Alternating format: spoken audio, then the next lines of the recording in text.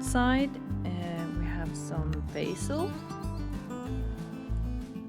On this side of the garden I have a flower bed with perennials.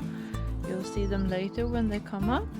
And we have towards the road we have a hedge. I don't know the word in English, so I'll have to put that in. We have an oak tree that I planted last year. I took it from our forest and planted it here. I just refreshed the lawn, but that will be another video. Over here I have my wellies, would maybe say in British English, but in Sweden they are trädgården, they're not Wellingtons. Here are my celeriac, and these are my ornamental grasses. Ornamental grasses, very small. Let's take a stroll down to the greenhouse.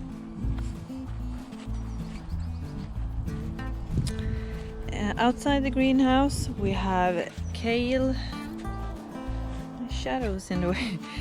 We have kale and cabbage. These are my onions, and here I also have started some beans and some sugar snaps to get them an early start, but the other ones I'll plant directly in the soil. Inside the greenhouse there are just a lot of tomatoes, there are tomatillos, bell peppers, hot peppers, cucumbers, and what do you call them? Pickles or gherkins. And I also have some okra. It's the first time for me with okra. I have never tasted okra. I don't know how it looks, or I've seen pictures of course, but it will be very interesting to see. It's my first time with okra. We're leaving the greenhouse, going outside. Here I have already planted radish, carrots and parsnip. Inside the polytunnel it looks quite empty.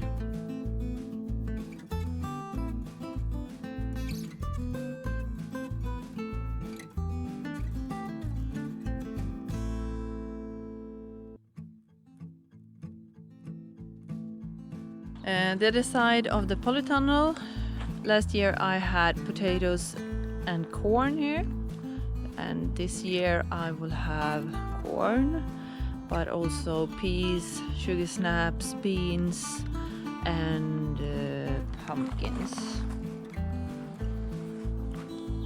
These are my strawberries, goji berries. And we'll see if it has survived the winter. I've had it inside the greenhouse. I have to keep changing the spot because my shadow is in the way. These are my garlics, and they have started to come up. Maybe you see it, maybe you don't.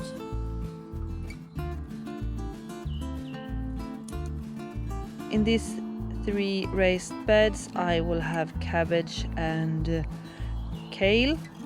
There will also be a netting over here to protect them from the insects or larvae that wants to eat it. In this bed there will be onions, mostly onions, and maybe some beans or sugar snaps also. Blackberry bush, raspberry bushes. I love raspberries, that's the best berry. This is a plum tree. These are krusbär in Swedish. I don't know the English word, so I'll have to look that up. These are cherries. 4 currant bushes. There are black currant and I have red currant.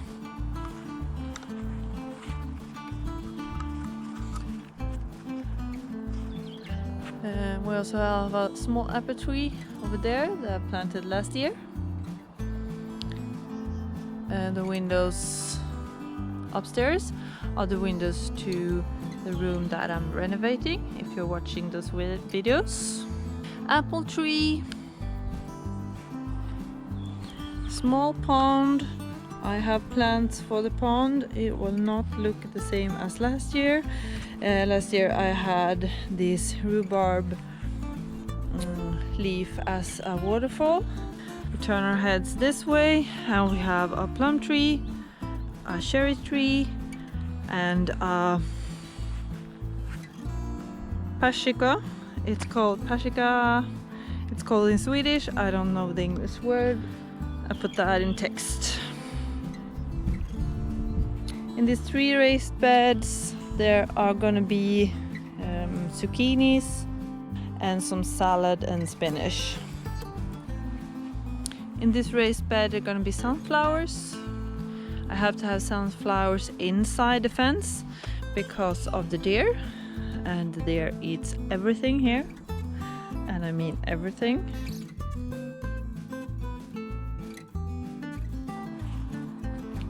Flower beds, perennials. I think that concludes the garden tour of April 2023,